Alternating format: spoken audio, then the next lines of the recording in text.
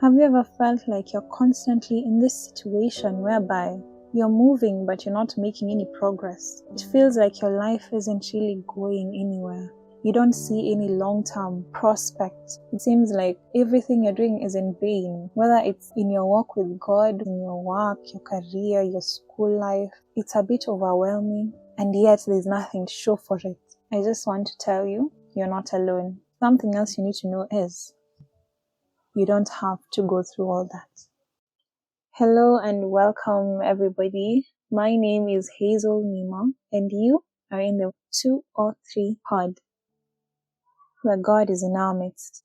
Now this is the 3rd episode and the last one for that matter in the starter series. We started with breaking free from the fear of being seen and an introduction to purpose and calling. And in this episode, we'll be talking about how to find your purpose and how to walk in it. Basically, what to do. So let's jump right at it. Jeremiah chapter 29 verse 11. A verse that I'm sure many of us know, but if you don't worry, I'm going to read it for you. For I know the plans and thoughts that I have for you, says the Lord, plans for peace and well-being and not for disaster, to give you a future and a hope. Now, why have I read this? It's just an introduction to let you know that whatever it is that you're supposed to do here on earth, it's according to His plan, His purpose, not yours. And so the first step in knowing what to do in finding your purpose is to surrender to the one who gave you that purpose. Because you cannot be looking for a reward without first knowing who the gifter is. You cannot be looking for a reward and you don't even know who sent it to you. You are not going to separate the two. They go together. And the first step is accepting the one who's going to reward you. You need to walk with God. You need to look at your purpose from the lens of not what you want, not what your flesh wants, not what other people expect of you, but of what God had planned to begin with. Psalms chapter 127 verse 1. Unless the Lord builds the house, they labor in vain who build it. Unless the Lord guards the city, the watchman keeps awake in vain. It is in vain for you to rise early, to retire late, to eat the bread of anxious labors, for He gives blessings to His beloved, even in His sleep. And so what we are being told here is that no matter what you do, if you're doing it outside of God, it won't work. You will be working twice as hard even, trying to get reward for something that you would have gotten even in your sleep if you just surrendered to God. You're rising up early, 5 a.m., you're going to sleep late, you're on your job, you're on your side hustle, you're so tired, yet you don't even have anything to show for it. And what you do have does not align. It's not looking like the work you've done. It should be more. Essentially, it should be more. You don't have God's favor upon your life. You can't live like that. Trust. And the Bible even says in Proverbs chapter 19 verse 21, reading from the Amplified Version, that many plans are in a man's mind, but it is the Lord's purpose for him that will stand and be carried out. Perhaps even what you're working so hard to achieve is not what God called you to do, and that's why it's not working. Because you will toil, you will labor, you'll sweat. You'll sweat. You'll work hard for what to eat each and every single day. And yet, it's just because you're not working in God's purpose. That's the plan that will take its course. And so you just need to go back to the drawing board and surrender to the person who gave you the purpose. Trying to live your life on your own, trying to walk alone without the person who even created you, that's crazy. You can't find it outside of the one who gave it to you. So that's a good place to start. You need to pray on it. You need to read the Bible. You need to tap into the channels in which God speaks to people. You can't be telling God to speak to you, yet you don't pray, you don't read your Bible, you don't even go to church, you don't watch sermons. I mean, how do you want God to speak to you? You need to tap into those channels, connect to the source if you want the reward. Now, number 2, you need to identify your talents. Identify your gifts, your skills, and even that thing that makes you uncomfortable. You know, that task, that thing that you think about and you're just like, hey, That thing, it makes you feel so anxious to just get into. That's the sweet spot. That one. Because you need to remember that the devil attacks what is valuable. Now, in the previous episode of this starter series, episode 1, that is, I talked about my struggles with speaking, like just talking in general, and how it wouldn't really sound like how it sounds in my mind. And yet here I am, using my voice in a podcast. Like, trust me, it's still not comfortable. The fact of the matter is, that area where you feel so anxious, where you feel like it's just not for you, in a kata to that area of your life where you feel like, I really want to do this, but I don't know why it's not working out. That's the area you need to be keen on, because that's where the growth is. That's where the growth will happen. Tap into that area and look for ways in which to improve it. You cannot just sit down and let it control you. And then for your talents, people are always saying, oh, I'm not even talented, oh, what I see are hobbies. You do. Trust me, you do. If you just let go of all the distractions in your life, even just for a week, the gadgets, the screen time, the social media, even your job, I don't understand how people can work from just crazy hours. Maybe you're not even in the right job. Maybe you're even the ones who are toiling with no reward. You need time to evaluate your life. You need time to sit down and to actually say that, anyway, if I didn't have all this screen time, if I wasn't always just going out with my friends, if I just found time to sit down and think and to just be still, what would come up in my mind? Maybe that's the time when God will actually reveal to you, do you remember that time you had a dream to do this and this? That time you wanted to try out this sport? That time you wanted to, whatever it is. Like, that's the time when it gets revealed. Because God will not compete with your distractions. He will just sit down, and as long as you always have a plan B, as long as you always have something to do, if you never make time for Him, He will not force Himself on you. You need to be still and to actually evaluate and spend time with Him. That's the time that you'll get to actually hear what's within your spirit. That gentle nudge that you just keep on ignoring the more you busy yourself with all these things during the day. You need time to listen. You need time to sit and to commune with God. Now, at the end of the day, there is no excuse. You cannot just sit down and say that you have nothing to do. There's always something to do. And this podcast is even a testimony of that, because everyone can speak.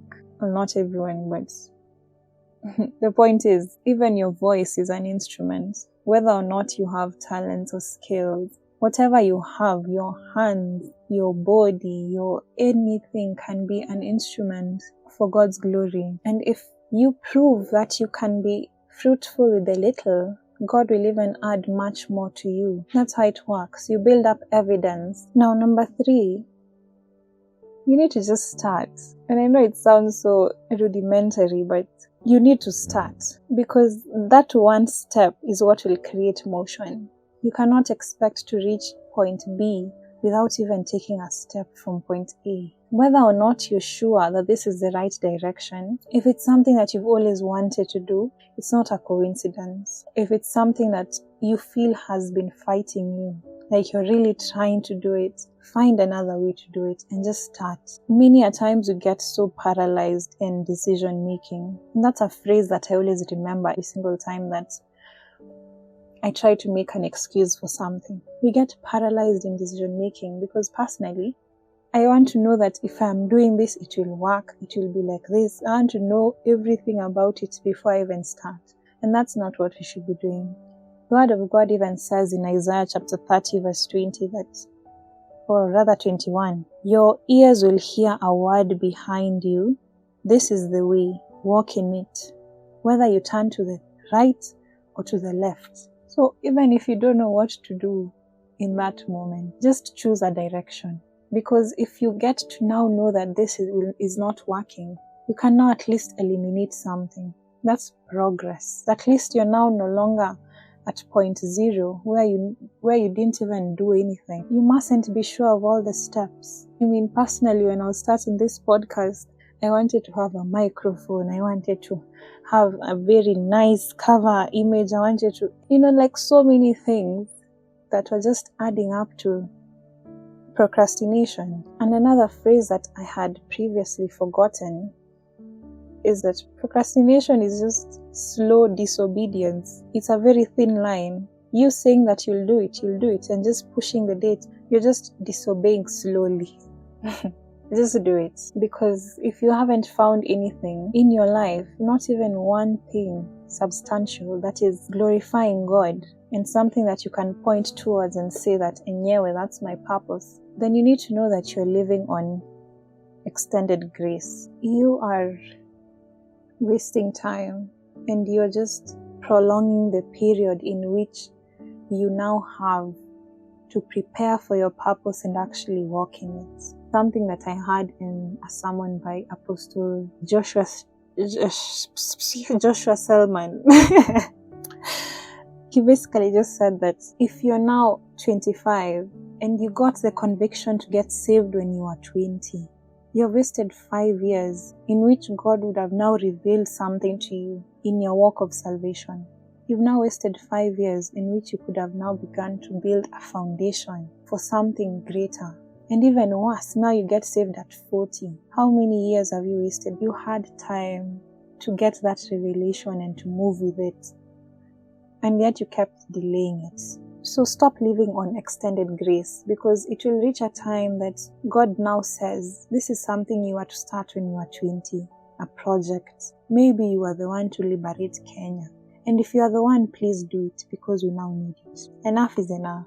You know, you are told at 20 years, you are supposed to start researching on the cure for this disease. Now you're 40. So how many more people do you want to die because you have not done it? How many? Because something else you need to know about your purpose and calling, it's not just for you. The more you delay it, the more you're also causing suffering to other people. Think of that story of Esther that we talked about in the previous episode. If she didn't just do it and liberate the Jews, for how many more days or weeks or even years would they have now continued suffering because of that one person who didn't do it? And I can even give a personal example of this. I got saved in the beginning of this year, but I rededicated my life like a month later during a sermon by Pastor Stephanie. She always talks about a time in her life when she was a real estate manager, and she still walked with God, she still prayed, but it was just the on and off thing that a lot of us usually do. But now this was God saying, put down that life, all the luxury, all the good money you've been making, that good house. In fact, move out of that house. I'm doing something new in your life. And God called her to ministry. Now imagine if she never answered the call. People like me and so many other people who have been saved through her would not have found Jesus. Chances are, I wouldn't have even gotten the conviction for this podcast at the time in which I did. Your purpose, or rather you not walking in it at a timely moment, it's delaying other people's purposes. You are a vessel for something greater. You are a vessel for other vessels. You are a means. Na hii means ikikataa, the end will still be done, but it might be later, and you will face the consequence for that. Your purpose is the starting point for so many other things in your own life falling into place. It's just a domino effect. Like walking in that purpose is maybe where you'd have gotten your partner. You get what I mean? You might just be delaying so many other things in your life because of your delayed obedience. So just start it. Because in some cases, you have everything to gain, and the only thing you're losing is your fear. And even as I'm saying this, I'm getting convicted because there's so many things that I've not tapped into. I pray for the grace to also pick up all the others. And if starting that thing is just such a feat, it just feels like such a mountain to climb, just remember that it starts with small steps. It's about doing something in the first place. The same way Peter just took that first step into the water, whether or not he believed he would make it to the other side. So that first step that matters, small steps, and just keep on believing that whatever it is you're doing is not in vain. It's not about being the most fruitful, as I've said, it's about producing fruit at all. Whether it's 30 or 70 or 100, stop focusing on 100 if you only have grace for 30. Do the 30 first. Stop thinking about all the other things that you don't have, because as we said, God will equip you if you're walking in His purpose. So just start I don't know how many more times I'll say that. So let's just move to the next. Now, last but not least, this is just like a bonus point. Stop yapping about it. Before you do whatever you want to do, stop telling people how you're going to do it. In the first episode of this starter series, we talked about how there's this fear of people not supporting you when you now say that you want to do something new, extraordinary. But it's not just in that aspect.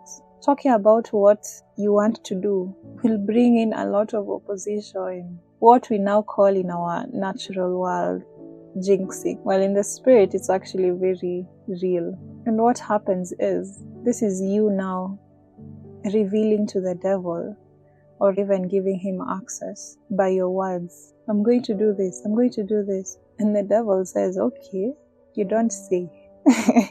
You're just introducing unnecessary opposition into it. And there's actually an example of when this happened in the Bible. Remember the story of Joseph, the favorite child? His father made him a coat of beautiful colors. He gets a dream about how his brothers and even his father would bow to him one day. He already has the gift of interpretation of dreams. So it's not like he was telling someone to help him recognize what was going on. He already knew. He's even the one telling them indirectly. Imagine one day you all will bow down to me, and there's nothing you'll do about it. And so the point of my story is, if he kept quiet, his brothers would not have gotten to the point of jealousy and frustration that they would now sell him, they would throw him down the well. All these bad things just happened to Joseph because he couldn't keep quiet. At the end of the day, it's not God's will for bad things to happen to us. Sometimes we're just the ones who gave it access to happen.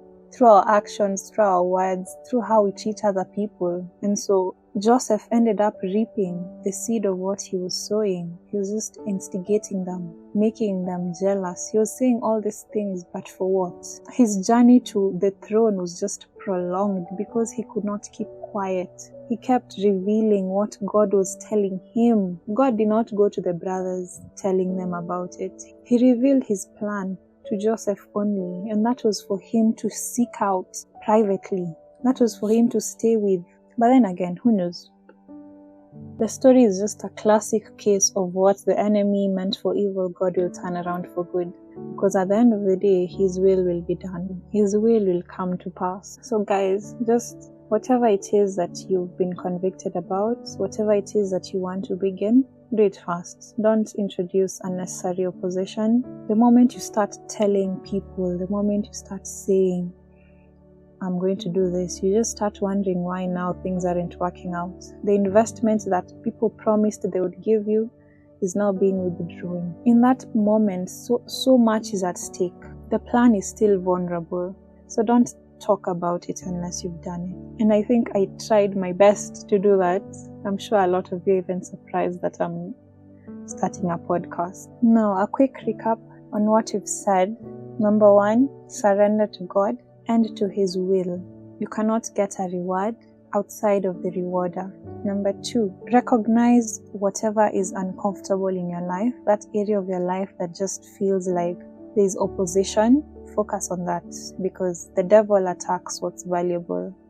Always remember that, by the way. You'd not be facing so much opposition if there was not fruit there. So fight against it and walk in faith. Also, recognize that area of your life where you have a talent, a gift, or a skill. Number 3, just start. Just take a bold step and start. And last but not least, stop announcing. Stop announcing before it happens. Stop announcing before you implement. Now, I hope you learned a thing or two.